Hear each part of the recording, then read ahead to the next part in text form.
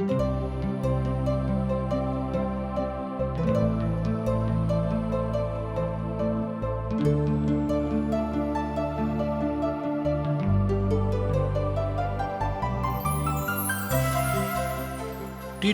India के माध्यम से प्रस्तुत आशक इजोत में अहाँ सब लोगों के स्वागत कर रहल छी। यह कार्यक्रम सब लोगों के लेल अछि जे नाना प्रकार के बा तरह तरह के विपत्ति, उलझन आ अशांति में पड़ क सच्चा जीवन के ज्योति से भटक गेलहुँ अछि आ हुनक नहीं मालूम छनि कि जीवन के नीक ज्योति की अछि। जो देखू पवित्र शास्त्र बाइबल में जीवन के ज्योति के दर्शायल गेल अछि। कृपया क क देखू आ सुनू कि परमेश्वर कोना क क अहाँ सँ मार्गदर्शन करै छथिन।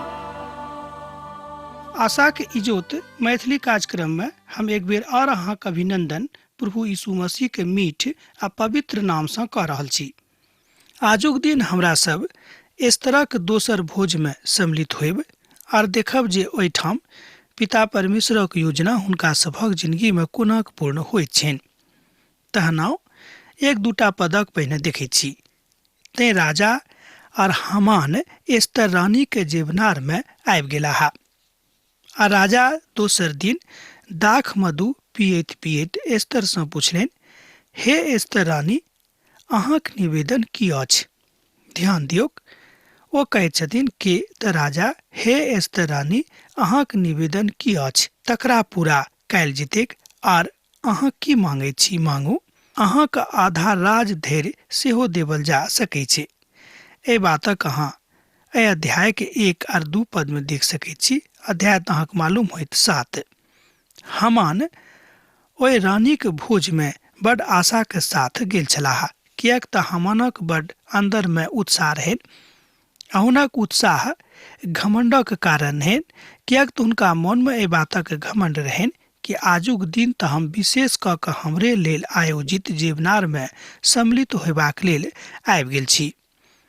अर्थात ई भोज विशेष क के हुनके लेल बनावल गेल रहे, हुनके लेल आयोजित कैल गेल रहे। एहि निमंत्रण में ओ बड़ भागीदारी द के स्वयं के गर्वान्वित बुझैत रहत। मुदा मोदरके जे आदर भेटल रहन तकरा ऊपर ओ बड़ आह्लादित से हो छलाह। ओ ए बातक नहीं जानैत रहत जे मोदरके के कियाक अतेक आदर देवल जा सकै छै। राजा रानी से पूछलनि जे अहाँक की मांग अछि, अहाँ मांगू। एस्तर रानी उत्तर दिलनि, अब हमरा सब बड़ गंभीर स्थिति में आबि गेल छी। एहि पोथी के अर्थात मुख्य स्थान पर पहुंच गेल छी। एस्तर रानी उत्तर दिलनि, हे राजा, जँ अहाँ हमरा पर प्रसन्न छी आ राजा के जँ ई स्वीकार होइक त हमर निवेदन सँ हमरा और हमर लोकक प्राणदान द दियौक। ई बातक सुनि के राजा अचंभित में भेलाह, वा एना कहियो अचंभा में पड़ गेला। एक बेर आर देखियो ई पदक।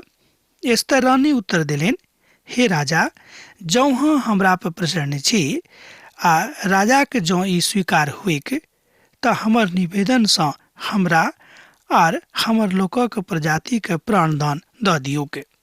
कियाक त हम और हमर जाति के लोग बेच देवल गेल छी और हमरा सब केओ विश्वासघातक के कगार पर ठाढ़ छी आ हमरा सब नाश भ जायब। जँ हमरा सब मात्र दास दासी होबाक लेल बेच देवल गेल रहे त हम चुप रहितौं आ ओहि देश में सेहो कोनो तरह विरोध राजा के प्रतिपक्ष में नहीं करतौं। वो विरोधी राजा के हानि भ नहीं सकता है। एहि तरह अहाँ 3 आ 4 पद में अहाँ ए बातक देख सकैत छी जँ अहाँक लग पवित्र पोथी अछि। जहन एस्तर ए बातक बाजलीह त ई बड़ खतरनाक बात छल। जहन ओ ए बातक बाजैत रहली त अपन लोकक भलाई हुनका हृदय में रहन। ओहि काल में हामान और राजा दुनू स्तब्ध रह गेलाह। कारण छल ओ हुनक राष्ट्रीयता के विषय में, हुनक जाति के विषय में कोनो बातक नहीं जानैत रहथिन। मुदा एस्तर का याचना छल राजा हुनका और हुनक लोकक क्षमा क दिक। कियाक त जहन ओ मुर्दके का आज्ञा के अनुसार राजा के लग ओ चुप भ क रहल छलीह, वह कारण छलिक और अपन जाति को लुका कर राखली। मुदा हामान का एहि बातक ज्ञान नहीं रहन जे महारानी यहूदी जाति के कन्या थी के। मुदा राजा ए बात पर बड़ आश्चर्यचकित भेलाह जे महारानी का की कष्ट करबला बात कहैत छथि, बा हुनक जाति के नाश करबला अछि। आ के एहन लोग छथि जे हिनक जाति के नष्ट करबाक साहस कऽ देने अछि। यह बात हुनका मोन में आबि गेल रहन। यह अछि आशा के साथ में प्रभुक संगे चलनाइ। ध्यान दियौ, यह बात अछि, ई घटना बताबैत अछि कि हमरा सब कोनाक आशा के साथ प्रभु यीशु मसीह संगे चलि सकैत छी। आशा के साथ चलनाइ। तकरा बाद महारानी एस्तर हामानक ऊपर आरोप लगाबैत अछि। एहि बातक अहाँ पद 5 में देख सकैत छी। तहन राजा छैर से एस्तर रानी से पूछलनि जे ओ के थिकाह और कतऽ छथि जे एहन करबाक मनसा बनौने छथि। राजा आ ए बातक सुनि कऽ बड़ आश्चर्य में पड़ि गेला जे हुनक राज में एहि तरहक काज करबाक साहस लोक कयने छथि। अहाँके मालूम होइत कि जाहि परिस्थिति में ओ राज आज्ञाक नेने रहथि, ओहि काल में राजा मदिरापान केने रहथि आ हुनका भरमा कऽ एहि बातक आज्ञा ओ समस्त दित में पठा देने छलखिन। राजा के मालूम एहि बातक नहि रहन। एहि तरहक काज करबाक साहस के कयने छथि सेहो हुनका मालूम नहीं रहन। आ जँ हाँ सामान्य शिकायत का दिस देखबेक, ध्यान देवेक तऽ आजुओक दिन में आजुओक परिप्रेक्ष्य में लोक एहि तरहक काज करैत अछि। कियाक तऽ अपन जिंदगी के प्रति बेसी व्यामोह रखनाइ उचित बात नहीं थिक। कहियो कहियो हमरा सब अपन जिंदगी के प्रति ततेक व्यामोह पायल कऽ राखैत छी कि हमरा सब दूसरा दिस ताकबे नहीं करैत छी। आ हमरा सब ई बुझैत छी कि हमर तकलीफ दूर भऽ गेल तऽ संपूर्ण दुनियाक तकलीफ दूर भऽ गेल। आ ओही आदेशक पालन में हजारों हजार लोकक प्राण गेल रहन। कियाक तऽ महारानी अपन प्राणक भीख मांगि रहल छली। तैं राजा पूछलनि जे ओ के थिकाह आर ओ कोन छथि, अर्थात ओ के छथि आ कतऽ रहैत छथि जे एहन साहस करबाक हिम्मत जुटौने रहथि। कियाक तऽ हामान के एहि बातक ज्ञान नहि रहन कतौ सँ जे महारानी ओही जाति के छथि। आ नव मौका पाबि कऽ ओ एहि तरहक बात हुनका बाजि देलखिन। अब आवश्यकता थिक कि परमेश्वरक योजना इसराइली सभक जिंदगी में आर राजप्रसाद में काज करेक। पद 6 एहि तरह बाजैत अछि। एस्तर उत्तर देलनि जे ओ विरोधी शत्रु यह हामान थिकाह। ध्यान दियौ, अब महारानी के हृदय में परमेश्वरक दिस सँ साहस आबि गेलनि, अर्थात प्रभु परमेश्वर हुनक हृदय साहसी बना देलखिन। आर अपन राजा के सन्मुख में महारानी एस्तर अपन निवेदन के राखि देली आर बता रहल अछि कि ओ दुष्ट मनुख, ओ विरोधी शत्रु के छथि। तहन हामान राजा रानी के सन्मुख में भयभीत भऽ गेलाह। एहि बातक अहाँ 6 पद में देखैत छी। केओ अनर्गल योजना बना कऽ आ विशेष कऽ कऽ प्रभुक लोकक विरुद्ध में, जे केओ परमेश्वर सँ डराबै वाला लोक छथि, जे केओ ईश्वरवादी छथि, तऽ परमेश्वर कहियो हुनका सफल नहि हुअ देतिक। एहिठाम एहि बातक के प्रमाण पवित्र पोथी में मिलैत अछि। 6 पदक हमरा लोकनि आर एक बेर देखैत छी। एस्तर उत्तर देलनि जे ओ विरोधी शत्रु या हामान थिकाह। तहन हामान राजा रानी के सन्मुख में भयभीत भऽ गेलाह। हामानक लग ओहि कथाक कोनो उत्तर नहि रहन। राजा तऽ बड़ आश्चर्य में पड़ि गेलाह जे हुनक महारानी एस्तर यहूदी स्त्री अछि। परमेश्वर ई सुनि कऽ अर्थात बड़ प्रसन्न भेल हेता जे राजा अखन छथि ओ परमेश्वर सँ डराबै वाला बनि जेताह। हमरो सब अपन अपन गाछी में तरह तरह के गाछ लगाबैत छी, जाहिसँ हमरा सब तरह तरह के फलक पाबी। यह इच्छा पिता परमेश्वरक सेहो छनि। एहि संसार में हमरा सभक रूप में ओ तरह तरह के गाछक लगौने छथि, कियाक तऽ हमरा सब परमेश्वरक गाछी के एकटा गाछ थिकौं हैं। राजा तऽ जलजलाहट में आबि कऽ मधु पीबा छोड़ि कऽ गाछी में चलि गेलाह। हामान ई सोचि कऽ जे राजा तऽ हमर हानि सोच लेने हैत, महारानी के सन्मुख में अपन प्राणक भीख मांग लेलगी, अर्थात मांगक लेल ठाढ़ भऽ गेलाह। एहि बातक अहाँ 7 पद में देख सकैत छी। तऽ हमरा संगे आउ एहि पदक एक बेर आर देखियौ। राजा तऽ जलजलाहट में आबि गेलाह आ दाख मधु पीबा के छोड़ि कऽ गाछी में दिस चलि गेलाह। हामान ई सोचि कऽ जे राजा तऽ हमर हानि सोचि नेने हैत, महारानी के सन्मुख में अपन प्राणक भीख मंगबाक लेल ठाढ़ भेलाह। राजा तऽ एहि बातक ऊपर विश्वास नहि भेलनि जे हामान एहि तरहक काज कऽ सकैत छथि, मुदा महारानी तऽ हामानक कारणे अपन जिंदगी के भीख मांगि रहल छलीह, किएक तऽ हामानक ऊपर राजा बड्ड विश्वास करैत रहथि। बहुत बेर एहन बात हमरा सभक जिंदगी में होइ छै, जेकरा ऊपर हमरा सब विश्वास करैत छी वह हमरा सभक धोखा दैत छथि आ हमरा सभक जिंदगी में उलझन में आनि दैत छथि। सोच गप में ना बाजि सकलहुँ हँ कि हमरा सभक जिंदगी के उलझन में आनि कऽ ठाढ़ कऽ दैत अछि। एहि तरह हमरा लोकनि देखैत छी कि महान बात जे राजा के दिस सँ होइत अछि, एहिठाम राजा कहाँ प्रभु यीशु मसीह के दिस इशारा कऽ सकैत छी। हामान ओतौ हुनका सन्मुख में प्रार्थना करबाक लेल ठाढ़ भेलाह।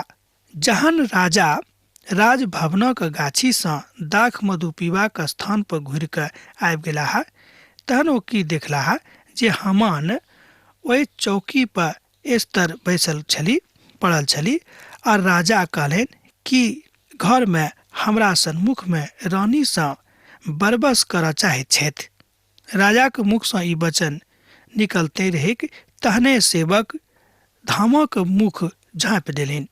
एहि तरह हमरा लोकनि देखैत छी कि पिता परमेश्वर हुनका जिंदगी में काज करनाइ आरंभ कऽ देने रहे। सोच गप में हमरा लोकनि एहि पद के एना बुझि सकैत छी कि प्रभुक योजना राजभवन में काज करनाइ आरंभ कऽ देलकी, किएक तऽ घमंड मालूम नहि भइल रहनि जे ओ अपन काजक लेल प्रताड़ित कयल जेताह। तेँ ओ अपन कथा के एहि दृष्टि सँ देखैत छथि। अपन सूद बूद बिसरा कऽ राजा के सन्मुख में ओ आबि गेलाह आ हुनका सन्मुख में ठाढ़ भऽ कऽ गिड़गिड़ाबऽ लगलाह। राजा छैर्स कोनो आदेश पास नहि केने रहथि, ओ तऽ मात्र गाछी सँ घुरि कऽ आयल छलाह। एहि तरह हमरा लोकनि देखैत छी कि जिन्हक मन में चोर रहैत छनि ओ केकरो देखिए कऽ अनर्गल बजनाइ आरंभ कऽ दैत अछि। एहि बातक घटना बा एहि बातक बात हमरा सब अपना जिंदगी में होइत बहुत बेर देख सकैत छी। मान लियो जँ अहाँके केकरो सँ डर रहैत अछि कि हमरा विरोध में ई बजता, हमर शिकायत करता है, आ ओ शिकायत करयवला मनुख नहि छथि, जँ अहाँके मोन में एहि तरहक बात बैसि गेल अछि तऽ जहिया कहियो अहाँ हुनका देखबै तऽ हुनका प्रति जे आदर भाव अहाँ में छल से सबटा कम भऽ जायत। एहि तरह हमरा लोकनि देखैत छी कि हामानक फांसीक सजा भऽ जाइत अछि। पद 9 और पद 10 में एहि बातक इशारा मिलैत अछि जे हामान स्वयं के अब सुरक्षित नहि पाबैत छथि। एहि तरह हमरा लोकनि देखैत छी कि जे अतेक निरंकुश रीति सँ शासन चला रहल छलाह, अर्थात पापक रीति सँ शासक बनल छलाह, अब हुनक हश्र बड्ड खराब हुअवला रहनि। तहन राजा के सन्मुख उपस्थित रहवला खोजा में से हरबोन नामक एक मनुख राजा से कहलनि, हामानक घर पर एकटा 20 मीटर ऊंचा वाला फांसी के खंभा पड़ल अछि, जकरा ओ मुर्दकै के लेल बनबोने रहथि, जे राजा के हितक बातक बाजने रहथि। राजा कहलनि, ओकरा ओही पर लटका दियौक। एहि पद के हम जहिया कहियो पढ़ैत छी, हम तऽ कहब कि अहूँ एहि पद के बेर बेर पढ़ियौक। तऽ हम देखैत छी कि जहन हमरा सब दूसरा के लेल कुइयाँ खोदैत छी तऽ हमरा सब स्वयं ओहि में खसैत छी। एकर मतलब यह भेलै कि दूसरा के प्रति हीनताई के भावना, दूसरा के प्रति बुराई के भावना हमरा सभक स्वयं बुराई में धकेल दैत अछि। तहन हामान ओहि खंभा पर जे ओ मुर्दकै के लेल बनबोने रहथि, ध्यान दियौक, तहन हामान ओही खंभा पर जे ओ मुर्दकै के लेल बनबोने रहथि ओही पर लटका देवल गेलाह। एहि पर राजा के जलजलाहट ठंडा भऽ गेलनि। एहि तरह हमरा लोकनि देखैत छी कि पिता परमेश्वर कोना कऽ मनुष्य जाति के लेल अपन योजना बना कऽ तकरा कार्यान्वित सेहो कऽ दैत छथि। राजा के बिनु देरी कयनहिए ई सबटा बात भ गेलिक। ओ फैसला सुना देलनि, किएक तो अपन राजा के सर्वे सर्वा छलाहा। एहिठाम जे सर्वे सर्वा शब्द राजा के लेल आयल अछि, तहन अहाँ एहिठाम राजा के रूप में परमेश्वरक प्रतिबिंब देख सकैत छी। किएक तऽ परमेश्वरक न्याय केकरो मुख देख कऽ नहि, मुदा हुनका संगे हुआ वाला बातक दिस देखैत छी। जे फांसी के खंभा, ध्यान दियौक, जे फांसी के खंभा ओ यहूदी मुर्दकै के लेल बनबोने रहत, वह खंभा हुनक जान लऽ लैत अछि। हामान अपन दुष्ट और अनुचित युक्ति के लेल वा युक्ति के कारणे मारल गेलाहा। ध्यान दियौक, हामान अपन दुष्ट और अनुचित युक्ति के कारणे मारल गेलाहा। आ एही तरह यहूदी जाति के और महारानी के जिंदगी में बहुत बातक शांति आबि गेलनि। जँ अहाँ प्रभु यीशु मसीह के मानैत छी तऽ एहि तरहक शांति के अनुभूति जेना अखन महारानी नेस्तर के भऽ रहल छनि, अहूँ के जिंदगी में भऽ जायत। वही बातक भिन्नता और राजा के महिमा के कारणे वो बचि गेलाहा। एहिठाम राजा के महिमा हम एहि द्वारा कहलहुँ। एहिठाम जेना हम शुरू सँ बेर बेर बाजि रहल छी, एहिठाम राजा शब्द प्रभु यीशु मसीह के प्रतिबिंबक रूप में देखल जा रहल अछि। तैं हम अहाँके बाजि रहल छी कि प्रभु यीशु मसीह के शरण में जे छथि आ जे लोक हुनका शरण में आबि गेल छथि, ओ हुनक शांति के अनुभूति अपन जिंदगी सँ कऽ रहल छथि। बा एना कहियो हुनका जिंदगी में पूर्णता के साथ प्रभु यीशु मसीह के शांति व्याप्त भऽ गेल छनि।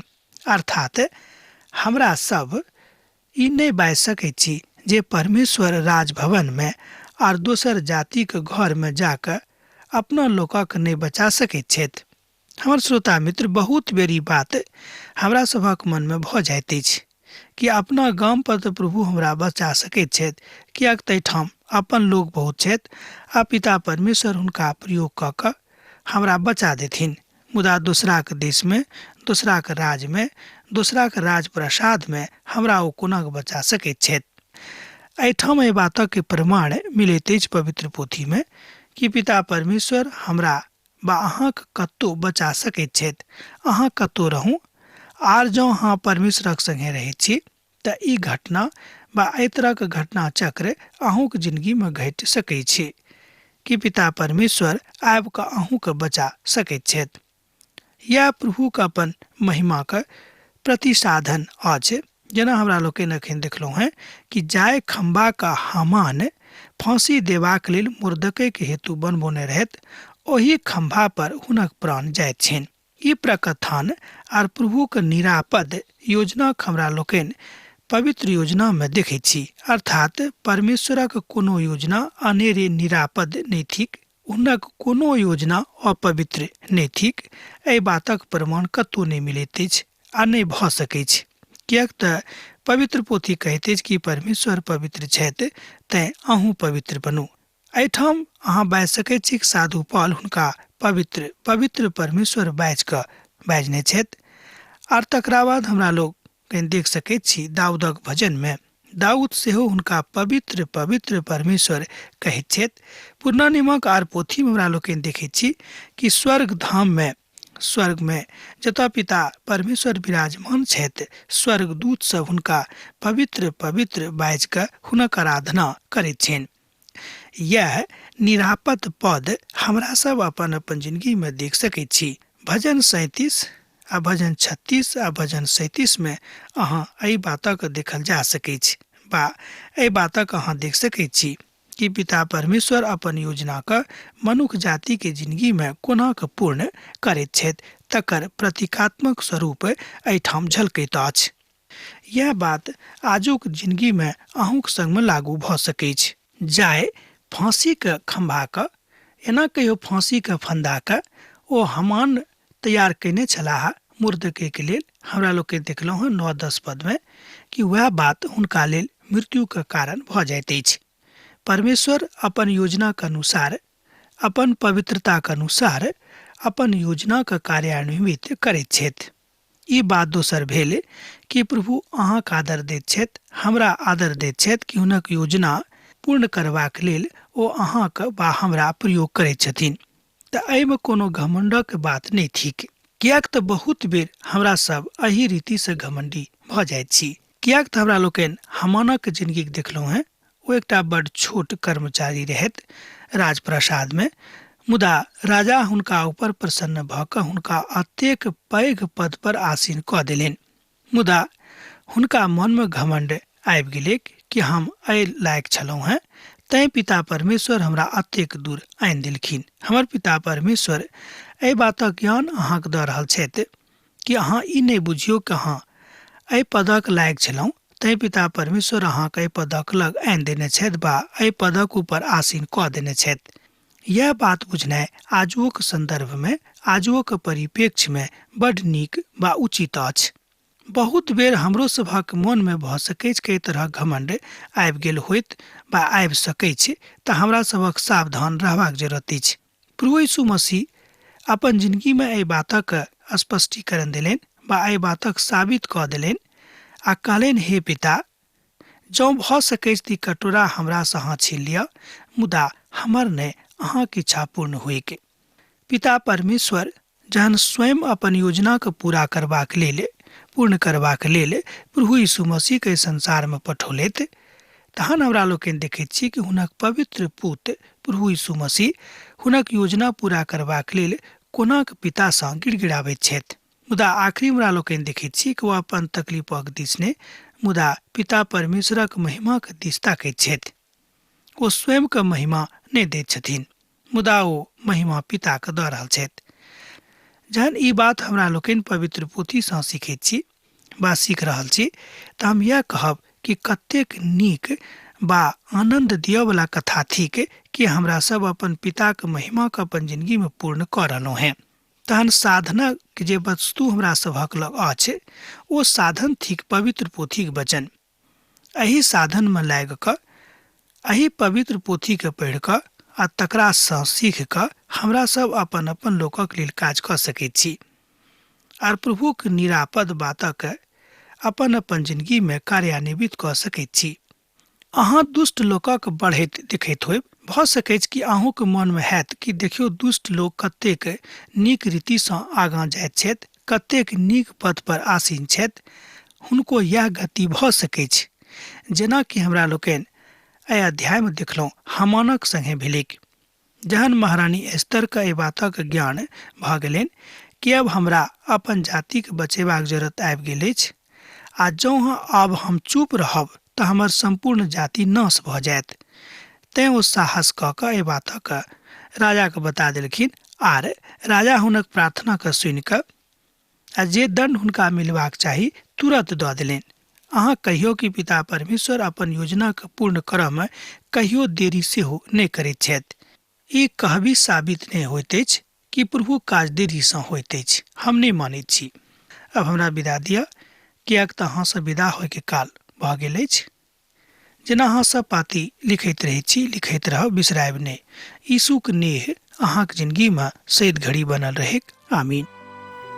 हमरा विश्वास अछि कि ई कार्यक्रम अहाँके लेल लाभदायक सिद्ध भेल अछि। हम चाहै छी कि अहाँ अपन आशीषके हमरा संग साझा करू। जँ अहाँके नजीक बाइबल सँ, जीवन सँ संबंधित कोनो प्रकारके प्रश्न भऽ सकै अछि तऽ अपन समस्याके लेल प्रार्थना करबाके लेल जँ चाहै छी तऽ हमरा फोन पर जरूर संपर्क कऽ सकै छी। परमेश्वर अहाँ सबके एकटा सुखद आनंदित दिन प्रदान करैक।